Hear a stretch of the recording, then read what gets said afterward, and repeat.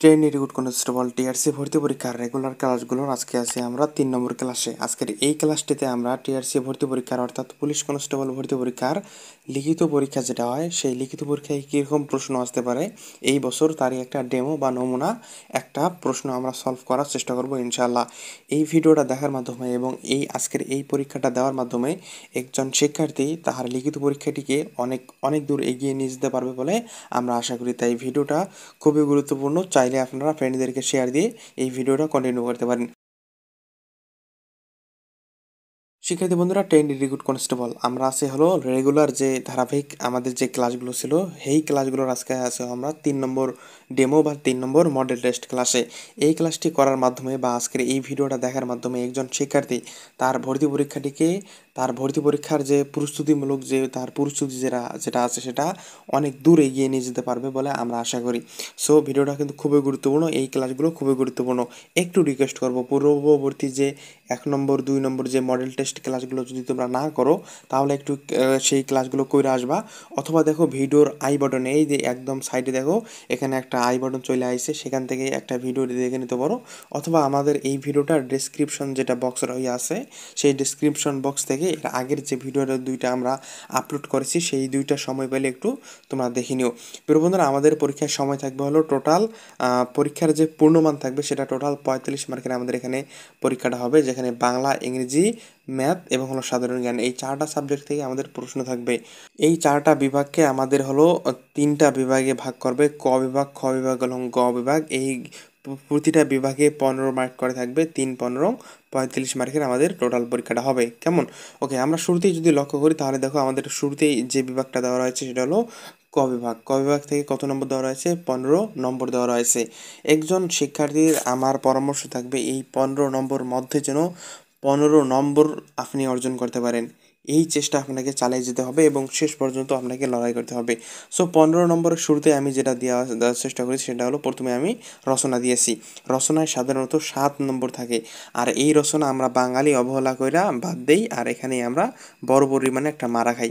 So রচনা এখানে একটা দিয়েছি হলো বর্ষাকাল, আর একটা হলো পিতা মাতার প্রতি কর্তব্য বা মা বাবার প্রতি যে শ্রদ্ধা, এইটা এখানে রচনা দিয়েছে।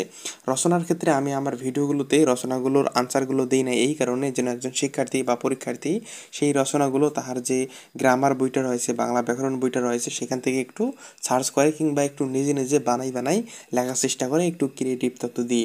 তাই আমার আপনাদের প্রতি আহ্বান থাকবে বা এমএফআই ভাই আপনাকে রিকোয়েস্ট করবে এই বর্ষাকাল এবং হলো পিতামাতার প্রতি কর্তব্য এই রচনা দুটা ভালো করে পড়েন, একটু সময় দিয়ে ভালো করে এই রচনা দুটা মুখস্থ করেন অথবা মাথায় ঢুকে রাখবেন। এর পরবর্তীতে আমাদের যেটা দেওয়া রয়েছে প্রিয় বন্ধুরা সেটা হলো এক কথায় প্রকাশ করুন। এখানে 4টা এক কথায় প্রকাশ থেকে প্রতিটার জন্য আমরা কত মার্ক করে পাবো? 1 করে পাবো। তার মানে 4 গুণন 1, 4 1 গোল 4 মার্ক আমরা এখানে পাইয়া যাবো। তো ফার্স্ট অফ অল আমরা শুরুর দিকে লক্ষ্য করি, এখানে ক নম্বর হলো অক্ষীর সম্মুখে। অক্ষীর সম্মুখে যদি আপনারা এক কথায় প্রকাশ করেন তাহলে হয় প্রত্যক্ষ। এরপরে খ নম্বর হলো অহনের মধ্যে অংশ। অহনের মধ্যে অংশ এটাকে এক কথায় প্রকাশ করা হয় মধ্যাহ্ন। এবং গ নম্বর হলো অন্য যুগ। অন্য যুগ এর আর কি এক কথায় এটাকে যদি প্রকাশ করি তাহলে হয় যুগান্তর। এই এক কথায় প্রকাশগুলো খুবই গুরুত্বপূর্ণ, তাই আপনারা একটু ভালো করে লক্ষ্য করে পড়বেন।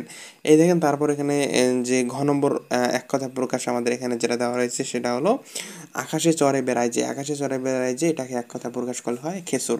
এই হলো 4টা এক কথা প্রকাশ।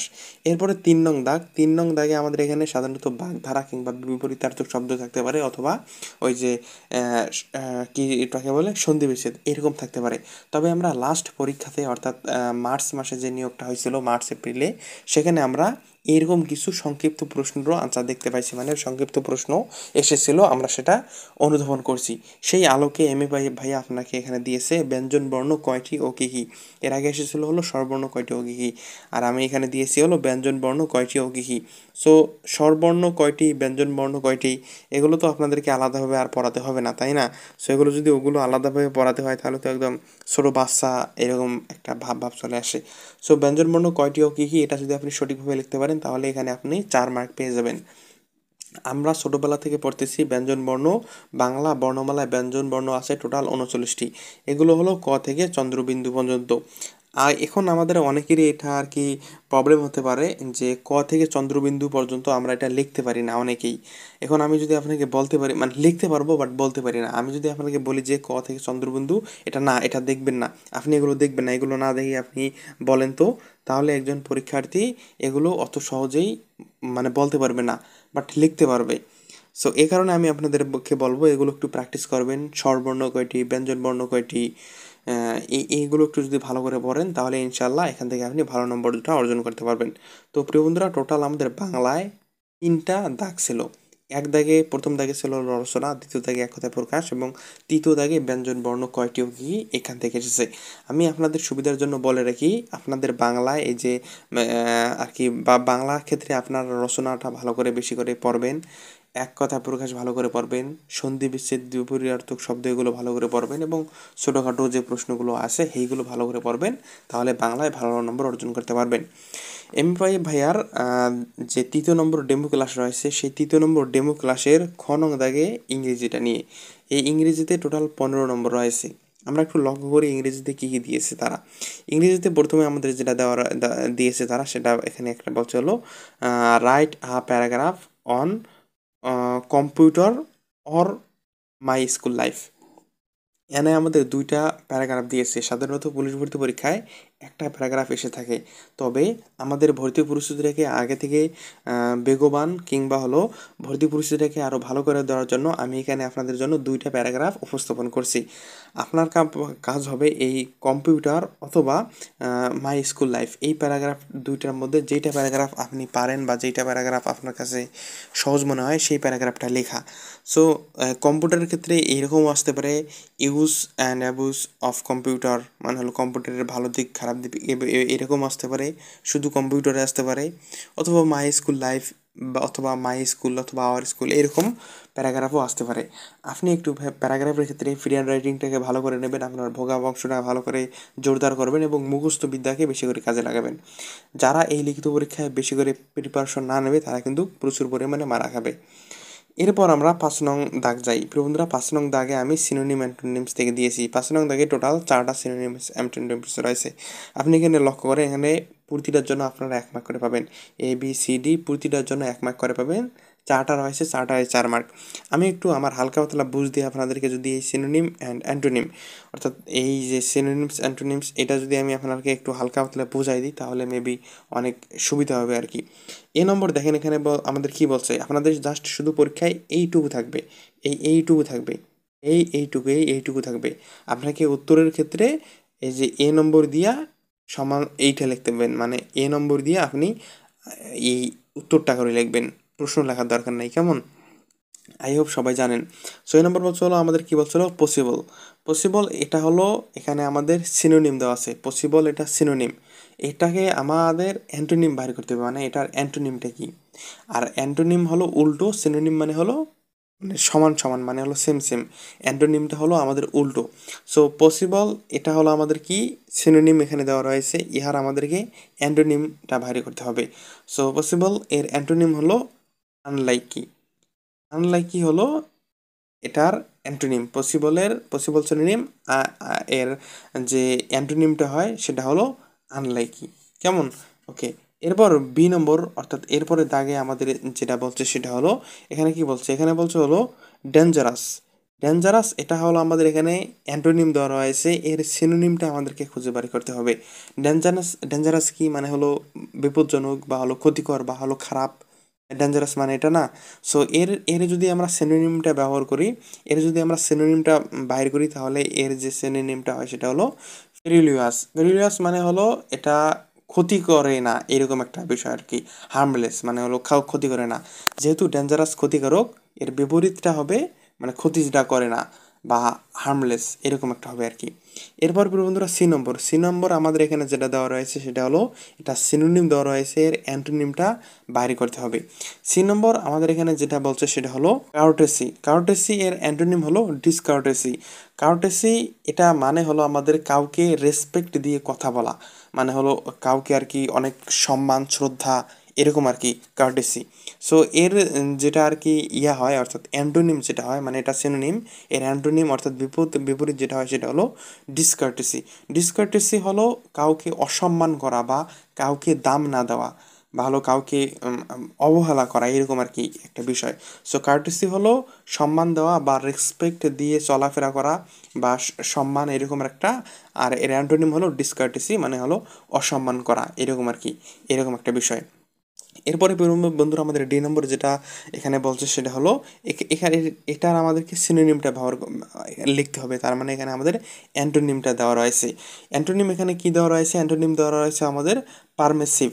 পারমিসিভ এর সিনোনিম, মানে এটা অ্যান্টোনিম দেওয়া রয়েছে, এর সিনোনিমটা কি হবে? এর সিনোনিম প্রিয় বন্ধুরা, এর সিনোনিম যেটা হবে সেটা হলো লিবারাল।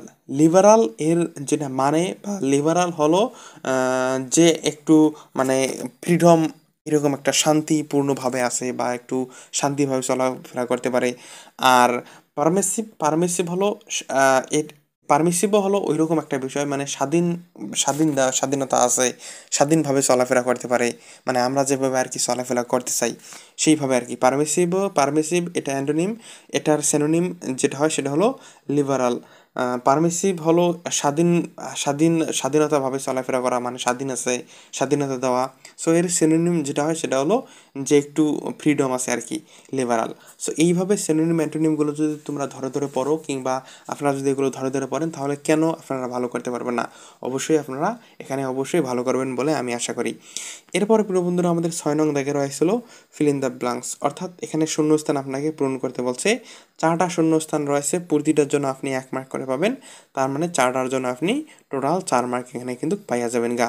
সো আমি যদি একটু এখানে আপনাদেরকে দেখাই দিই কী কী রয়েছে। এখানে এ নম্বর যেটা বলছে সেটা হলো I have nice pen. I have dash এখানে আছে, আমরা এখানে শূন্যস্থানে আর্টিকেল এ নেব। I have a nice pen. B number বলছিল it has been raining dash Friday.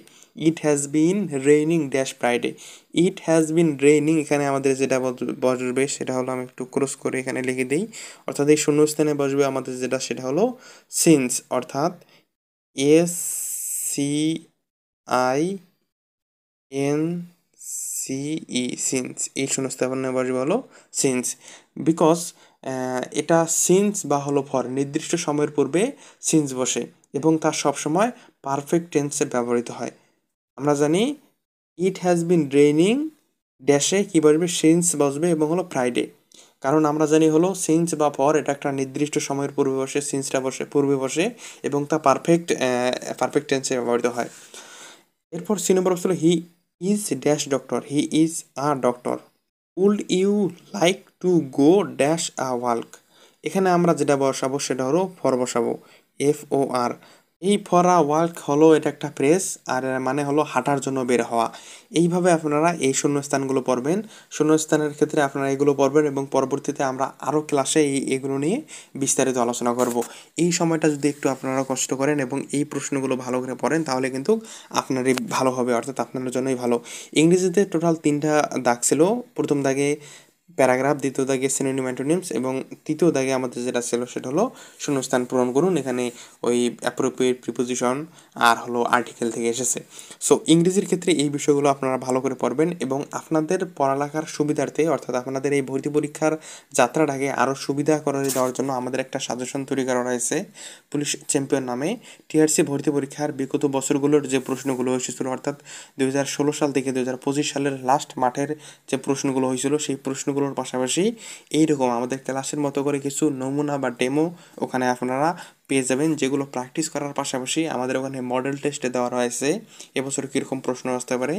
এই মডেল টেস্টগুলো আপনারা বেশি বেশি করে প্র্যাকটিস করবেন এবং এর পাশাপাশি আমাদের এই পুলিশ চ্যাম্পিয়ন নামের সাজেশনে আপনারা গুরুত্বপূর্ণ প্যারাগ্রাফ, গুরুত্বপূর্ণ রচনা, গুরুত্বপূর্ণ ট্রান্সলেশন, গুরুত্বপূর্ণ ফিল ইন দ্য ব্ল্যাঙ্কসের যে গুলো রয়েছে খুবই গুরুত্বপূর্ণ যেগুলো, সেগুলো সাধারণ বিজ্ঞানের গুরুত্বপূর্ণ প্রশ্ন, গুরুত্বপূর্ণ গণিতের প্রশ্নগুলো সহ সকল বিষয় আমাদের এই সাজেশনটাতে পেয়ে যাবেন এবং একজন শিক্ষার্থী বাসায় বসে খুব ইজিলি ভাইভা পরীক্ষার জন্য প্রিপারেশন নিতে পারবে আমাদের এই সাজেশনটি নিয়ে।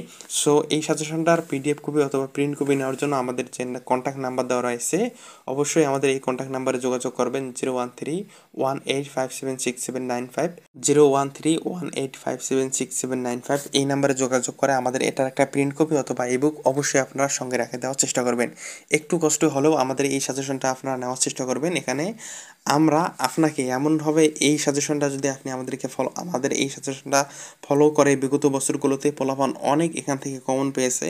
সো এই রকম একটা আর কি আমরা আপনাদেরকে পরামর্শ বা আপনাদেরকে একটা সুবিধা দিতে চাই যেন আপনি যেখান থেকেই প্রিপারেশন নেন না কেন আমাদের এই সাজেশনটা নিয়ে আপনি রিটেন এবং ভাইবার জন্য একটা বেস্ট প্রিপারেশন নিতে পারেন।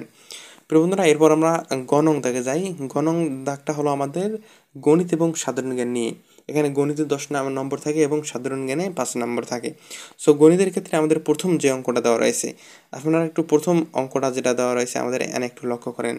প্রিয় বন্ধুরা, আমাদের এই গণিতের প্রথম যে অঙ্কটা দেওয়া রয়েছে এই অঙ্কটা এখানে মান নির্ণয় থেকে দিয়েছে a + b = 6 এবং a² + b² = b সরে a b এর মান নির্ণয় করো। সো মান নির্ণয়ের অঙ্কগুলো আপনারা একটু বেশি বেশি করে অষ্টম শ্রেণীর গণিত বইটাতে বা ষষ্ঠ শ্রেণীর গণিতের এই মান নির্ণয়ের অঙ্কগুলো বেশি বেশি করে প্র্যাকটিস করবেন। সো আমরা যদি সমাধান করি তাহলে এটা এইভাবে সমাধান করা যায় যে এখানে কি রয়েছে a² + b² কত, a² + b² মানে আমাদের এখানে 20 দেওয়া রয়েছে 20 বা a + b² - 2ab = কত 20। এর পরবর্তীতে আমরা যেটা করবো একটু জুম করে নিই আপনাদের দেখতে সুবিধা হবে বা দেখতে ভালো হবে আর কি। সো এখানে আমাদের কি করব, আচ্ছা এই যে এখানে a + b এর মান কত আমরা জানি, অর্থাৎ a + b = কত জানি আমরা। এই দেখেন উপরে দেওয়া রয়েছে a + b = 6 আর হলো a² + b² এর মান কত 20। সো এখন আমরা এখানকার মান যেটা রয়েছে সেটা আর কি বসাই দেব। a + b এর মান হলো 6, a + b এর মান হলো 6 এর উপর আমাদের স্কয়ার দেওয়া রয়েছে -2ab = হলো 20। এই 6 এর উপর যদি স্কয়ার দিই তাহলে হয় 6 6 36, এই দিকে ঠিকই থাকলো। দেন পরবর্তীতে আমরা যেটা করব সেটা হলো এই 2ab টাকে এদিকে আনবো, মানে সংখ্যাগুলোকে একদিকে আনবো আর সংখ্যা এবং হলো ABCD এগুলোকে আরেক দিকে আনবো। সো -2ab যদি এদিকে আনি তাহলে এইটা এদিকে যায়, এই যে +20 এখানে থাকলো, এটা যেহেতু প্লাসে আছে 36 এটা এদিকে আসলে হবে -36। কেমন? ওকে। তাহলে যদি আমরা এখানে করি তাহলে এখানে -2ab থাকে, +20 থেকে -36 গেলে -16 হয়। এখন এই মাইনাসে মাইনাসে কাটা দেবো, মাইনাসে মাইনাসে যদি কাটা দিই তাহলে এখানে শুধু 2ab থাকে আর এখানে 16 থাকে। কেমন, বুঝতে পেরেছেন? হ্যাঁ, 2ab = 16। এখন আমরা যেটা করব সেটা হলো এই ab 2টাকে এখানে আনবো এবং হলো ab = উপরে 16 নিয়ে যাবে এবং নিচে আসবে 2, তার মানে ab = 8, সুতরাং ab = 8 আনসার। এই হলো আমাদের মান নির্ণয়ের অঙ্ক। মান নির্ণয়ের অঙ্কগুলো আসলে এই পরিমাণে সহজ হয়, আপনারা যদি মান নির্ণয়ের অঙ্ক একটু সময় নিয়ে করেন, একটু ধৈর্য ধরে যদি এই মান নির্ণয়ের অঙ্কগুলো করেন। আমি এখানে খুব সহজ একটা মান নির্ণয়ের অঙ্ক দিয়েছি, আপনাদের ভর্তি পরীক্ষায় এত সহজ পরিমাণেই কিন্তু মান নির্ণয়ের অঙ্কগুলো থাকবে। কেমন? ওকে। এরপরে আরেকটা অঙ্ক দেওয়া রয়েছে, আর আমরা জানি গণিতে টোটাল 2টা অঙ্ক থাকে, একটা পাটিগণিত থেকে একটা বীজগণিত থেকে। সো পাটিগণিতের অঙ্কটা আপনারা ভালো করে করবেন, বীজগণিতের অঙ্কটা আপনারা ভালো করে করবেন। 8 নং দেখে আমাদের এখানে দিয়েছে হলো একজন দোকানদার 1 ডজন বল পেন 60 টাকায় ক্রয় করে 72 টাকায় বিক্রয় করলে শতকরা কত লাভ হবে? কেমন, আপনারা একটু লক্ষ্য করেন এখানে কি বলছে। একজন দোকানদার 1 ডজন বল পেন কলম 60 টাকায় ক্রয় করলো, 60 টাকায় ক্রয় করে 72 টাকায় বিক্রয় করে, তাহলে শতকরা কত লাভ বা ক্ষতি হবে? যেহেতু 72 টাকায় বিক্রয় করে তার মানে তো লাভ হয়। অ্যাকচুয়ালি আমরা বুঝতেই পারতেছি লাভ কত হয়। 60 থেকে 72 মাইনাস দিলে কত হয়? 60 থেকে 72 দিলে 12 টাকা লাভ হয়। 1 ডজন কত? 1 ডজনে করে 12টি। আচ্ছা, আমি আপনাদেরকে একটু ব্যাখ্যা করে বোঝাই দিই, তাহলে আমার প্রিয় ভাই এবং ছোট্ট বোনটির অনেক সুবিধা হবে এই অঙ্কগুলো করার ক্ষেত্রে। সমানের দিনে দেখে লক্ষ্য করি 1 ডজন = 12টি। 1 ডজন সমান কত? 1 ডজন সমান হলো 12টি। দেওয়া আছে কি 12টি বল পেন কলমের ক্রয় মূল্য হলো 60 টাকা আর বিক্রয় করছে কত? 72 টাকা দিয়ে। তাহলে আমরা এখানে নির্ণয় লাভটা বাইর করবো, তার মানে বোঝাই যাচ্ছে এখানে লাভ হয়েছে। লাভের পরিমাণ 72 থেকে 60 গেলে টোটাল 12 টাকা লাভ হয়। আমি একটু আগে বললাম না যে 12 টাকা লাভ হয়। এখন কি 60 টাকায় লাভ হয় কয় টাকা? 60 টাকায় লাভ হয় আমাদের টোটাল 12 টাকা। 1 টাকায় লাভ হবে উপরে 12, নিচে 60, আর 100 টাকা। যেহেতু বলছিল শতকরা লাভ কত হবে, শতকরা লাভ মানে 100। চোখ বন্ধ করে আপনারা শতকরা লাভ চাইলে 100 বসায় দেবেন। তাহলে হলো 12 গুণন 100 ডিভাইডেড বাই 60। 12 গুণন 100 ডিভাইডেড বাই 60। এটা যদি আপনারা কাটাকাটি করেন তাহলে সঠিক অ্যান্সার হবে 20। আর এর সঠিক অ্যান্সার কি? 20% হবে। কত? এর সঠিক অ্যান্সার প্রিয় বন্ধুরা, আমাদের এর সঠিক অ্যান্সার হয় 20%। আপনারা এই অঙ্কগুলো ভালো করে একটু বেশি বেশি করে প্র্যাকটিস করবেন, আর আপনাদের পরীক্ষার হলে কিন্তু কোনো প্রকার ক্যালকুলেটর নিয়ে ঢুকতে দেবে না। সো আপনারা এই ম্যাথমেটিক্যাল টার্ম বা এই অঙ্কগুলো একটু বেশি বেশি প্র্যাকটিস করার মাধ্যমেই গণিতে কিন্তু প্রিয় বন্ধুরা চাঙ্গা নম্বর, অর্থাৎ গণিতে কাটাকাটির কোনো সুযোগ নেই। আপনি যদি এই গণিত অঙ্কটা ভালো করে করেন, আপনার নদী নৌকার অঙ্ক বাদ দেন, ওই ভেক্টরের অঙ্ক বাদ দেন, আপনি বায়োলজি বাদ দেন, আপনার হায়ার ম্যাথ বাদ দেন, আপনার যে আর কি ইয়া রয়েছে অর্থাৎ জার্নাল, খতিয়ান, রাউমিল যেগুলো আছে সেগুলো বাদ দেন, ইতিহাস পরিণতি বাদ দেন, এই অঙ্কগুলো দেখে কয়েকটা দিন সময় দেন। আপনি তো টিআরসিতে আবেদন করছেন তাই না? পুলিশ ভর্তিতে তো অবশ্যই আবেদন করছেন। লিখিত পরীক্ষায় ভালো করতে চাইলে এই অঙ্কগুলো একটু বেশি বেশি করে প্র্যাকটিস করেন। আমাদের যে পুলিশ চ্যাম্পিয়ন নামে সাজেশন রয়েছে, সেই সাজেশনটা নিয়ে সেখানকার প্রশ্নগুলো দেখে ওই প্রশ্নের আলোকে আপনি বেশি বেশি করে প্র্যাকটিস করেন, তাহলে এখানে ভালো করতে পারবেন। প্রিয় বন্ধুরা, এরপর আমাদের সাধারণ বিজ্ঞান রয়েছে। সাধারণ বিজ্ঞানে টোটাল 5টা প্রশ্ন থাকে। এখানে একটা কথা বলে রাখি, সেই কথাটা হইল গিয়া আপনাদের এই 9 নং দাগে কী থাকবে? সাধারণ জ্ঞান এবং সাধারণ বিজ্ঞান থেকে প্রশ্ন থাকবে। আপনাদের প্রশ্নে কটা প্রশ্ন থাকবে? 1, 2, 3 করে এরকম 5টা আপনাদের প্রশ্ন থাকবে। এই 5টা প্রশ্নতে আপনাদের এখানে প্রশ্ন এবং নিচে ক, খ, গ, ঘ এরকম 4টা অপশনও দেওয়া থাকতে পারে, অথবা শুধু প্রশ্নটা দেওয়া থাকবে, আপনাকে আনসার লিখতে হবে। বুঝতে পারছি? না বুঝতে পারি নাই, আমি আরেকবার আপনারে বোঝাই, তাহলে অনেক বেটার হয়। কেমন? আপনাদের এই 9 নং দাগে থাকবে হলো সংক্ষেপে উত্তর দিন। 9 নং দাগে পুলিশ ভর্তি পরীক্ষায় আপনি বাংলাদেশের 64টা জেলা থেকে যে কোনো জেলা থেকেই পরীক্ষা দেন না কেন, পুলিশ ভর্তি পরীক্ষায় পুরুষ মহিলা উভয় প্রার্থীদের ক্ষেত্রে যে কোনো ডেটেই পরীক্ষা দেন না কেন, 9 নং দাগে টোটাল এখানে লেখা থাকবে হলো সংক্ষেপে উত্তর দিন।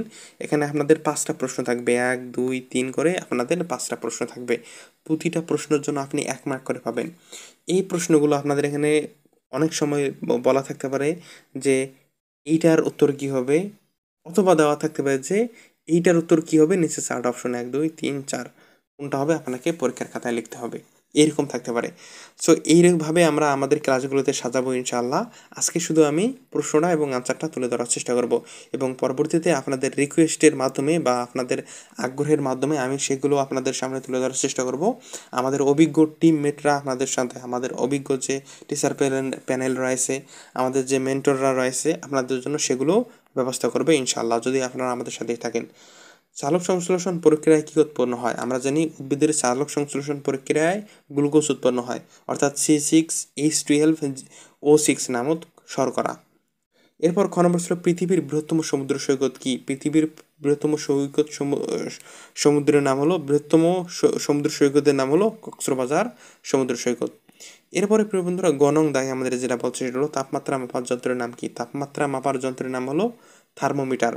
আমলকিতে কি পাওয়া যায়? আমলকিতে আমরা জানি স্কারবিক এবং হলো সাইট্রিক অ্যাসিডের পাশাপাশি ভিটামিন সি পাওয়া যায়। বিশ্বের বড় শহর কোনটি? প্রিয় বন্ধুরা, বিশ্বের বড় শহর হলো লন্ডন। আমি আপনাদের জন্য এত কষ্ট করে এই নমুনা বা ডেমো প্রশ্নগুলো তৈরি করছি, আপনাকে কিছুই করতে হবে না। আপনাকে যেটা করতে হবে, আমার এই ভিডিওগুলো নিয়মিত করবেন এবং প্রতিদিন সময় করে আপনার হাতে আপনি প্রতিদিন সময় করে এই যে আমাদের যে ভিডিওগুলো রয়েছে, এই ভিডিওগুলো আপনি কলেজে যান, সমস্যা নাই, আপনি গঞ্জে দোকান করেন, নো প্রবলেম, আপনি ব্যবসা বাণিজ্য করেন, নো প্রবলেম, আপনি ব্যবসা বাণিজ্য গঞ্জে যান, কিংবা আপনি বাজারঘাট করেন, অথবা আপনি খেলাধুলা করেন, অথবা আপনি জিমে যান প্রতিদিন, অথবা প্রতিদিন কলেজের এবং কলেজ আর হলো প্রাইভেটের প্যারায় আপনি থাকতেই পারেন না, আপনি যেটাই করেন না কেন, টিআরসিতে যদি আপনি আবেদন করেন এবং সামনে যদি আপনি ভর্তি পরীক্ষা দেন, আমি আপনার জন্য কষ্ট করবো লিখিত পরীক্ষার জন্য। আপনি জাস্ট ফিজিক্যালি ফিট থাকার চেষ্টা করবেন, যে ধাপগুলো রয়েছে, যে ইভেন্টগুলো রয়েছে, সেগুলোতে ফিট থাকার চেষ্টা করবেন, সেগুলোতে 100% ফিট থাকার চেষ্টা করবেন। এবছর পুলিশে প্রচুর পরিমাণে পোলাপান নেবে। সো আপনি কি করেন সেটা আমি দেখব না। আপনি খাইয়া আছেন কিংবা না খাইয়া আছেন সেটা আমি দেখব না। আপনি এই কয়েকটা দিন একটু কম ঘোরাঘুরি করেন। আপনার ফ্রেন্ডরা কলেজে যাইয়া মায়াবেডি করে লাগে পিকচার তোলে, তারপর হলো ঘুরতে যায়, অনেক জায়গায় ঘুরতে যাইয়া সেই পিকচারগুলো আবার ফেসবুকে এসে আপলোড দেয়। আপনি রাত্রেবেলা ঘুমানোর আগে সেগুলো দেখেন। ওগুলো কি করেন করেন, কোনো সমস্যা নাই। টিআরসিতে আবেদন করছেন, লিখিত পরীক্ষার জন্য একটু সময় দেন, লিখিত পরীক্ষার জন্য একটু আমাকে সময় দেন। আমি এরকম বেশ কয়েকটা মডেল টেস্ট আপনাকে ক্লাস উপহার দেওয়ার চেষ্টা করব।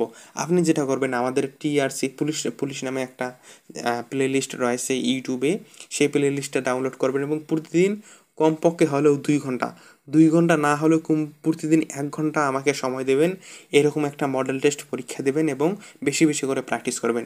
ইনশাআল্লাহ আমার কেন জানি না মনে হচ্ছে, আমি কথা দিলাম আপনাদেরকে, আপনি যদি একটু কষ্ট করেন, এইভাবে যদি পড়ালেখা করেন, ইনশাআল্লাহ আপনি হবেন টিআরসির একজন গর্বিত সদস্য।